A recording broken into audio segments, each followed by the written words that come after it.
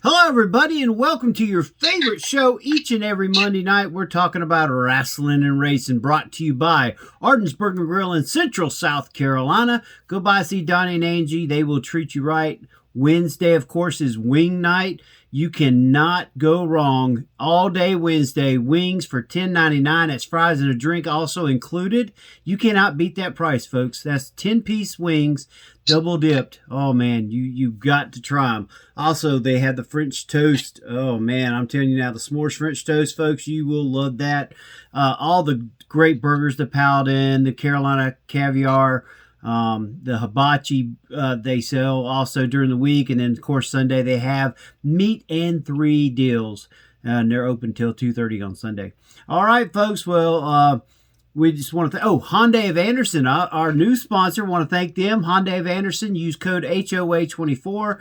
Go by, get you a great deal on a new or used car, and they will take care of you. Go by, see Herschel and the group up at Hyundai of Anderson. Pepsi Cola, Upstate Physical Therapy, Sitting Pretty Dog Grooming, all of our sponsors. Go by, see them on GreenvilleSportsMedia.com. They will treat you right, and also the codes are there for you. All right, folks, we got a jam-packed show. We was not on last week, and a lot has happened, so let's bring him in, the man, the myth, the legend, Ref Brandon. How we doing, Brandon? I am absolutely fantastic. Ready to get started, Jay. All right. Well, Brandon, first of all, tell them how they can find you, and what did you do while we were off last week? You can find me just about every day on YouTube. It's Ref Brandon and the Todd family. Usually, most of the time, once you type up Ref Brandon, the rest just pops up, but it is 6 words, not one long word. Spell out the word and I do a video just about every single day. Right now I'm heavy on college football since it is college football bowl season and playoff time, but I do also talk wrestling, NFL, college basketball, NBA, NASCAR, and then I do top 10 countdowns that sometimes aren't even about any kind of sport whatsoever. So check me out on there. Give me a like. Make sure you click on that little bell so whenever I post, you'll be notified through your phone, tablet, whatever you watch on. If you have not subscribed, please do so. It'll help me out tremendously, and I would greatly appreciate it. And it's free, and you can't beat free. Yep, and like and comment for sure. Well, Brandon, what did you do this past weekend? Saturday night, I was at 244 Livestock Road, East Denali, Georgia, for our annual Toys for Tots show where Santa Claus comes by, the Grinch comes by.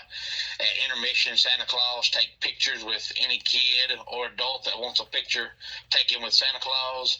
And then we let all the fans bring a toy unwrapped for all the needy kids in the area that without us would not have a Christmas at all. So we had another great SWA show Saturday night.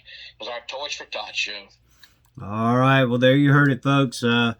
Eventually, we're going to get Brandon to give us a little bit of what happened on the card, because I'm sure the fans would like to know some of the guys that are out there putting in the work for some of these independent promotions. We just want to thank them. Thank Ref Brandon for all he does. All right. Well, let's go to NASCAR. That's right, folks. We're going to do some NASCAR tonight first. That's why it's a jam-packed show. You know, it is the silly season. A lot of different things happening, so let's get to it. First of all, Front Row Motorsports expands to a 3-car team this year, and they're starting to reveal some of the guys that will be on their team. We'll get to that next. Also, Stewart-Haas Racing closes its doors in 2024, so all 4 of those teams went away, and they will be selling off their spots through NASCAR for those who want to get their cars automatically in. So those 4 spots are open. First thing that we're going to talk about is someone who was with Front Row, and that's Michael McDowell. Next year, he'll be driving the number 71 Spire Motorsports car. McDowell took over after the season was over with, signed a multi-year deal, so good luck to him in 2025. Todd Gilliland moves over to the 34 car that McDowell drove last year. If you remember, Todd Gilliland actually drove last year in the number 38 car, but he will be moving to the 34 car to start the season. Martin Truex Jr., number 19, has semi-retired, folks. He might race some races, but he will not be competing full time. Am I correct on that, Brandon? Right? That is correct. He said he will no longer compete full time. I'm sure he's probably going to drive in Daytona and Talladega and Charlotte, kind of like what Jimmy Johnson does now. Yep. Next up, Gene Haas. Now, did you hear me a minute ago? Gene Haas, that's right. The same guy that was with Tony Stewart with Stewart-Haas Racing is going to field one car this year. He's going to, I think it's going to be the 00, and he will be finding a driver, and he's also going to compete with 2 Infinity Series car programs. So Gene Haas not leaving NASCAR. He will have one car in NASCAR and 2 cars in the Xfinity Series. With that being said, as we said, Mark Truex leaves. Well, Chase Briscoe leaves Stewart-Haas Racing and goes to take over the 19 car at Joe Gibbs Racing. So he'll be taking Martin Truex Jr.'s spot. Josh Berry, who was with Stewart-Haas Racing, is now going to be driving the number 21 Wood Brothers racing car. And then he's also going to, from what I understand, will be doing some racing in the Xfinity Series. That information has been set up yet. Haley Deegan has been let go by the number 15 AM Racing Ford in the Nextel Cup Series. She will not be back in that particular car. Rodney Childress is now moved over to the number 7 Spire Motorsports car. Of course, as you know, Childress was over Stewart-Haas Racing, and then they closed that. So, long-time crew chief, definitely 40-time Cup Series winner as a crew chief, is now going to be with the number 7 Spires Motorsports. Good luck to him. Noah Grayson has now moved over to Front Row Motorsports. He will be, with McDowell leaving, he's going to be moving over there. So I think he's going to be in the 38 car. I don't have a number yet on what he's going to be, but he did sign a multi-year deal to remain with Ford Performance Camp next season. Cole Custer will be driving the Haas Factory Team. That's what it's called, Haas Factory Team. Cole Custer, of course, was Stewart-Haas last year. Will now be with Singly Haas Factory Team. And he will also, from what I understand, be helping out with the Xfinity Series too. Connor, I can't get this, Salish. Am I correct on it, Brandon? Connor Salish? I think that's right, Jay. Okay, he will be driving the number 88 Junior Motorsports in the Xfinity Series.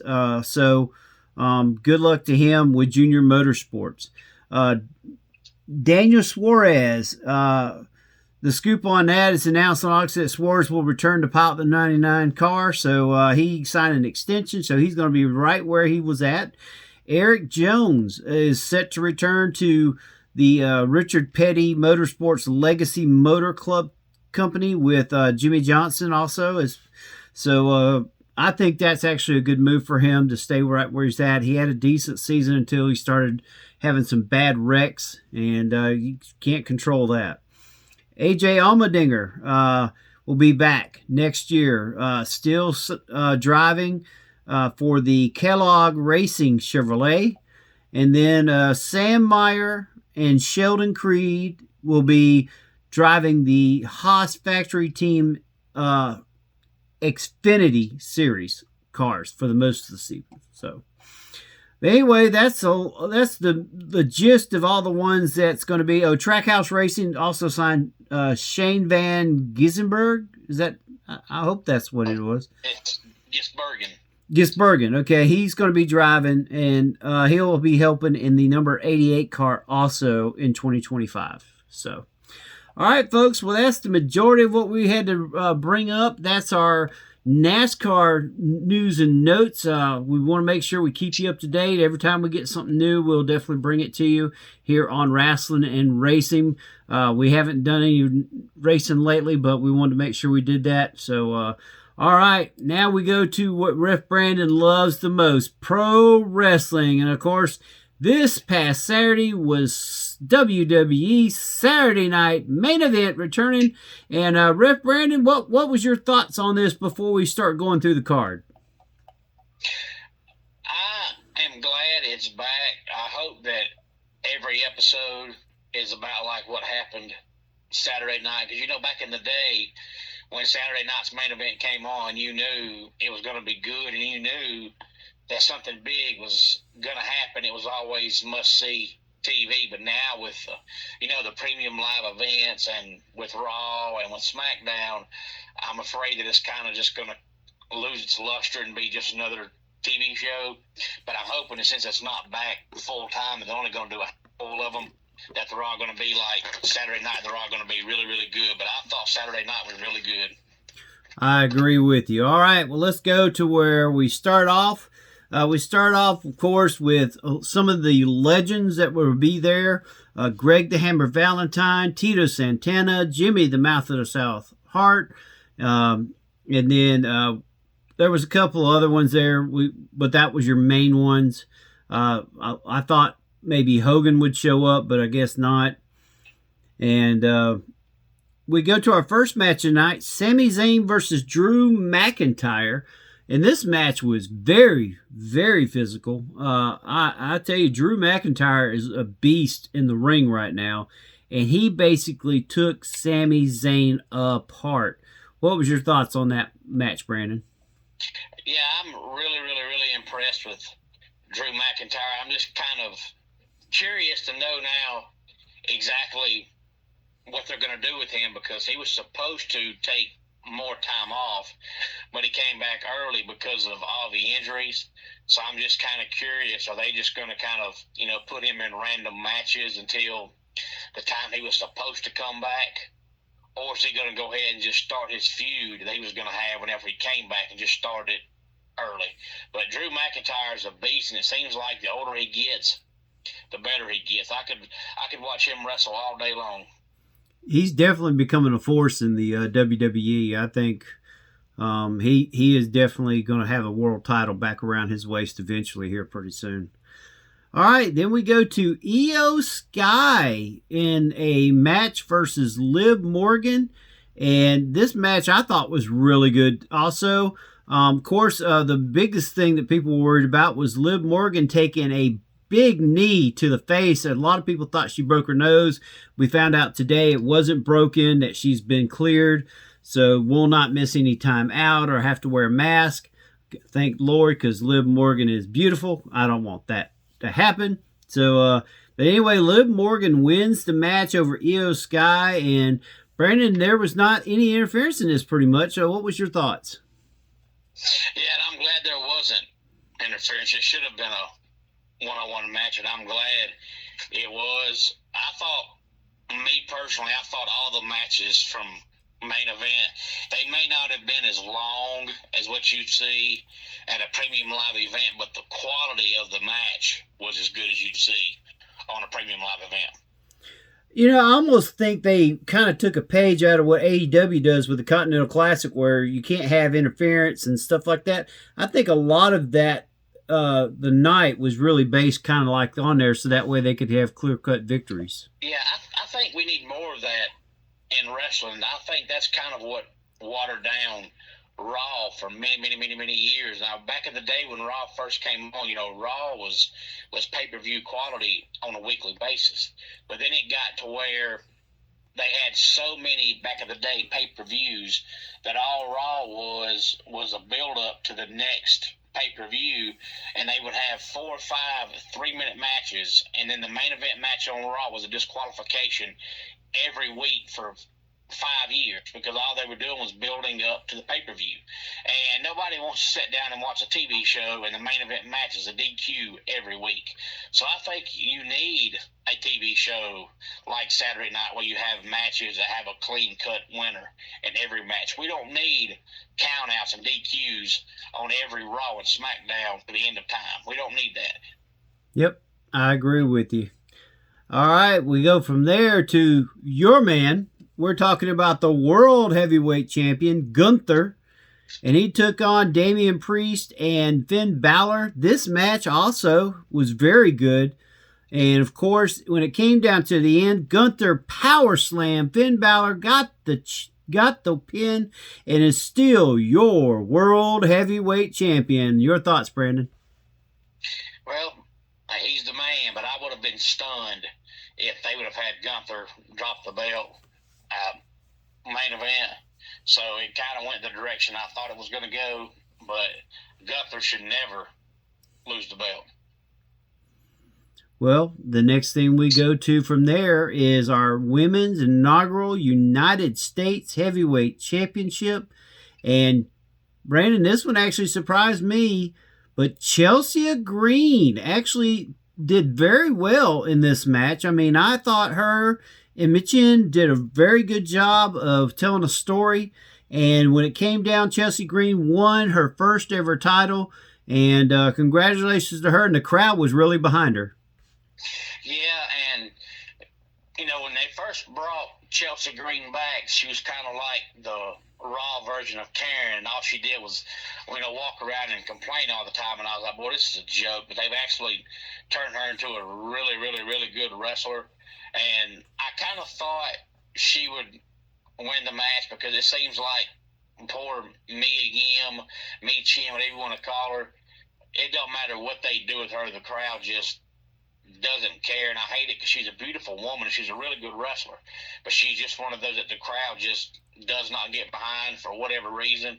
But I thought it was good and smart to bring in that inaugural belt and then have the first ever champion win that match and win the belt on main event because it gave you a reason to watch the show. Yep, and I think it was good putting it on her. I mean, instead of retreading another superstar that's already had glory, I think it was good to put it on someone that hadn't had that. Yeah. All right, folks, and then we get to the main event, Cody Rhodes taking on Kevin Owens. And you know what, Brandon, I know we didn't have a show last week, but I was going to pick Kevin Owens to win. I thought it was a way to kind of let Cody take a break and then bring him back and let him win it back at the Rumble or somewhere in that range. I mean, I think there's a lot of different things. I thought Owens might be like dropping it to Roman or whoever to kind of, or CM Punk to try to get that WrestleMania where you got Cody taking on Rock and Roman taking on Punk. You know what I'm saying? I thought that was the way they was going to go. But of course it did not happen, but it did have a craziness to it. Cody Rhodes beats Kevin Owens, and but it was a short-lived victory because as soon as he had his arms raised, Kevin Owens laid him out with the pile driver. He is not moving. They take him out on a stretcher, and then out of nowhere, Triple H comes out and goes off on Kevin Owens. Now, he did not fight Kevin Owens, but he pushed him and jumped his rear end big time. And, of course, it goes off there with Triple H going to help with the medical with Cody Rhodes. Overall, I'm one of the biggest critics of WWE, but I actually give it an A. I don't give it an A+. I think it's right there at that 92, 91 where it was an A- or an A. So that was my thoughts, Brandon. What was yours? Yeah, I'm right there with you. I don't have any complaints at all about the show. I thought top to bottom it was a tremendous show, and thank God they only brought Jesse Ventura back for one match. I just do not like him at all. His voice just irks me. So if he'd have talked for 2 straight hours, it would have been awful. But for one match, it's okay. But I just hope the next main event is that good. But, my wife and I were talking about the whole Kevin Owens thing, yesterday with Triple H, because it's interesting to see now where it's going, because we know with Triple H's heart problems, so he's not about to wrestle. There ain't no danger in that. Yeah. But is he going to bring in somebody to wrestle Kevin Owens for him? Or where are they going with it? Because they could go a million directions with it. But, Cody Rhodes is so popular that they really didn't have to do that to make Kevin Owens get hated, because you're going to be hated when you're in a feud with Cody Rhodes as much as Cody's loved. So there's got to be more to it than just trying to make Kevin Owens a bad guy, because you put him in a feud with Cody Rhodes and he's a bad guy. So there's got to be something to it besides that. But what is it? So that's where we got to sit back and wait and see where it goes. One thing for sure, we know Triple H ain't about to wrestle. That part we know. But outside of that, we don't know where it's going. Well, Flair wrestled with a heart pacemaker, so I don't want to say never. I think he's realized that's not what he needs to do, but you never say never in pro wrestling. It could be one of those 5-minute matches where someone comes in, does the work for him, and then he does the pedigree and gets the win. Yeah, and the good part is now here we are at mid-December, so Cody's probably going to be gone for a month or so. So by the time he comes back, it's going to be almost time for the Rumble, which of course leads into WrestleMania season. So more than likely, wherever they're going with this is probably going to culminate at WrestleMania. Now, isn't the Rumble in February this year? Am I correct on that? Yes, it is, and I think it's the first time ever, at least that I can recall in my lifetime, it being in February. But it's going to be on February the 2nd, I think. So it's early February, but usually it's the last weekend of January. And for whatever reason, this year it's going to be the first weekend in February. So I don't know if they're not going to have a premium live event in January, or if the Rumble is the only one they're going to have in February, because there's only 4 Sundays in February. So maybe they're trying to cut back on PLEs instead of doing one per month. Maybe they're only going to do 9 or 10 next year. I really don't know, but yes, it's going to be the first weekend in February. All right. Well, folks, now we turn our attention to AEW, the collision that happened this past week. Winter is coming is what was now I want to preference and go back to Dynamite just for a minute. Tony Storm returns. That's right, folks. Tony Storm returned not as timeless Tony Storm, but as the original Tony Storm. But the only thing that kind of confused me is her first match back is on Rampage, a show that's really not been pushed by the company as much. And honestly, I didn't even see anything about her being on there till like last minute, and she was on there. But she also wrestled on Collision. Brandon, what's your thoughts on this right here? The whole thing's confusing to me because, I'd mentioned at least 5 times, if not more, that I was tired of the timeless Tony Storm thing and ready for it to go away. So I'm glad it went away, but you went back to the old character, which wasn't working, which is why you changed to timeless in the first place.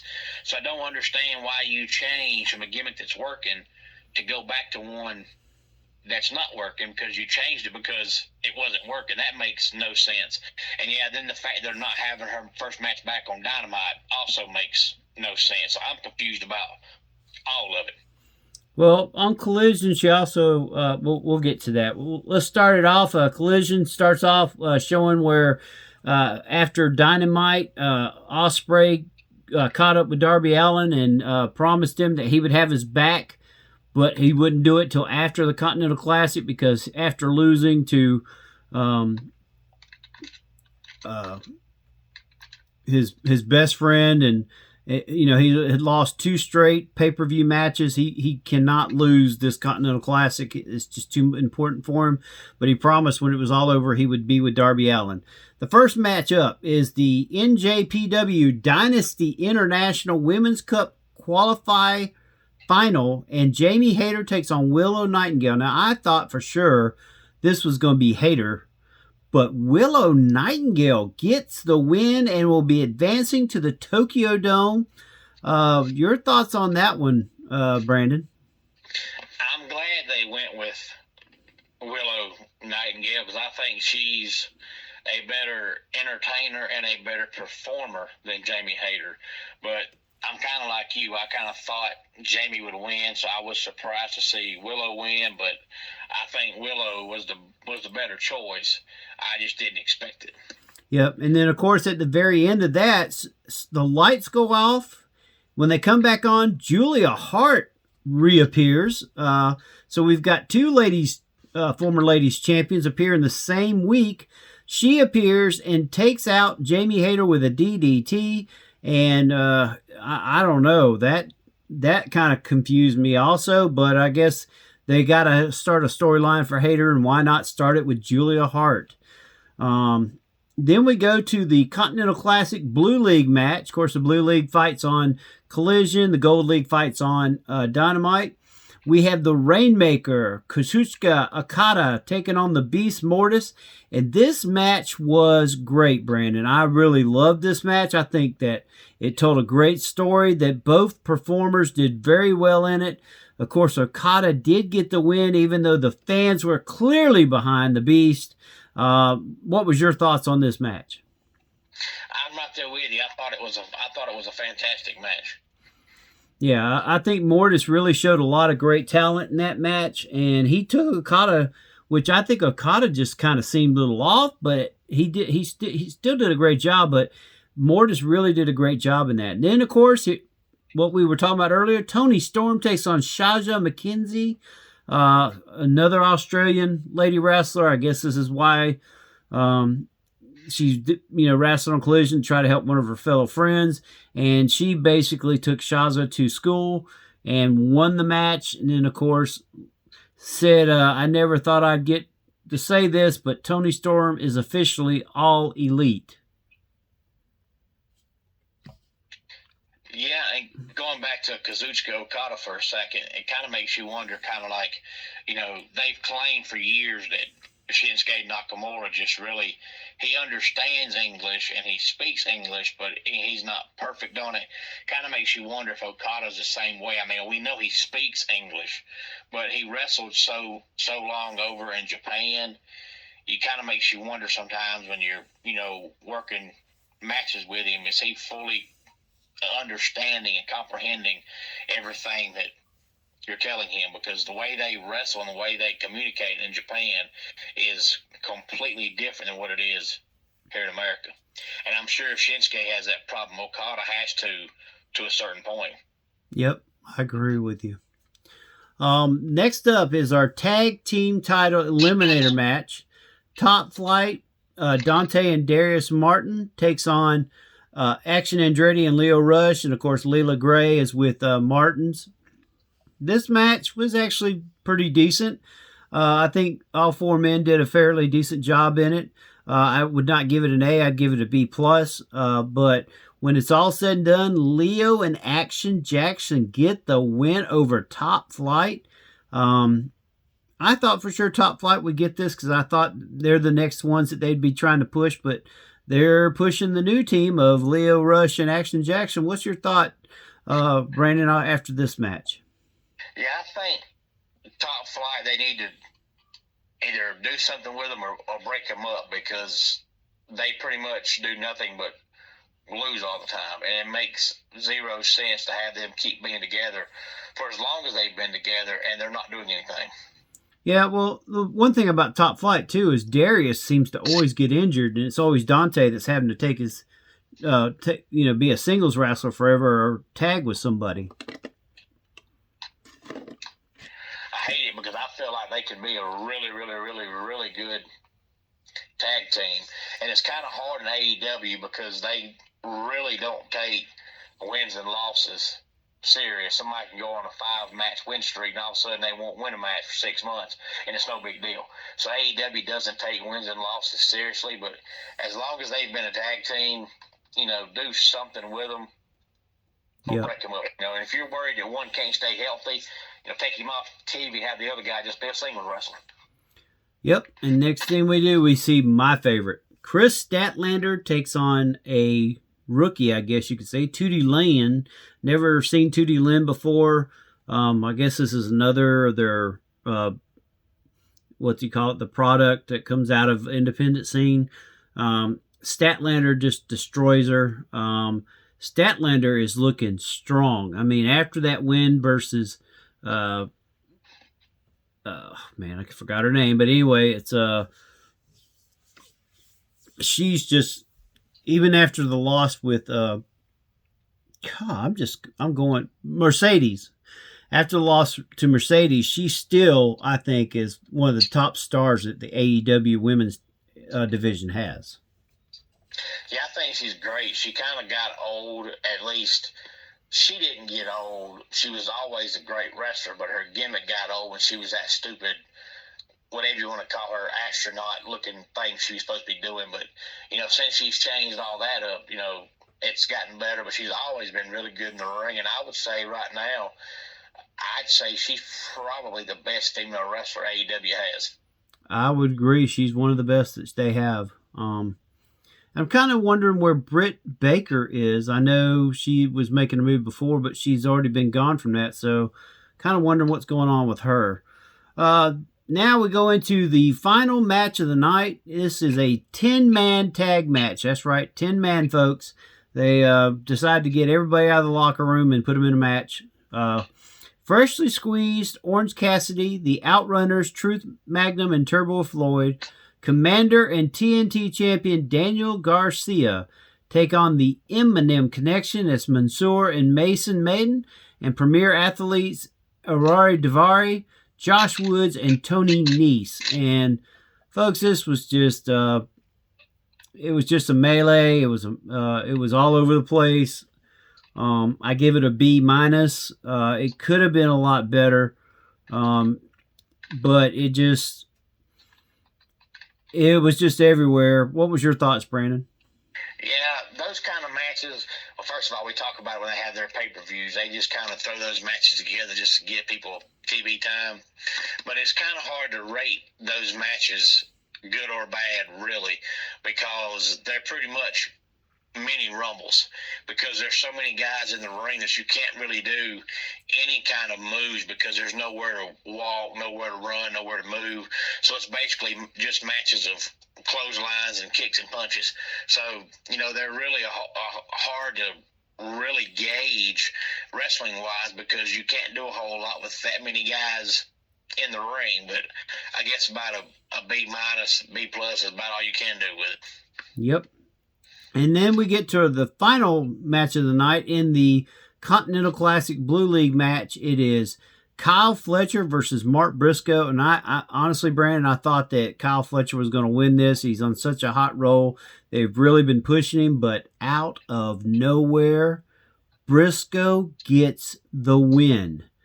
And I'm like, I was just like, are you kidding me? I thought for sure it was going to be Kyle Fletcher, but Briscoe gets the win. What was your thoughts on this particular match?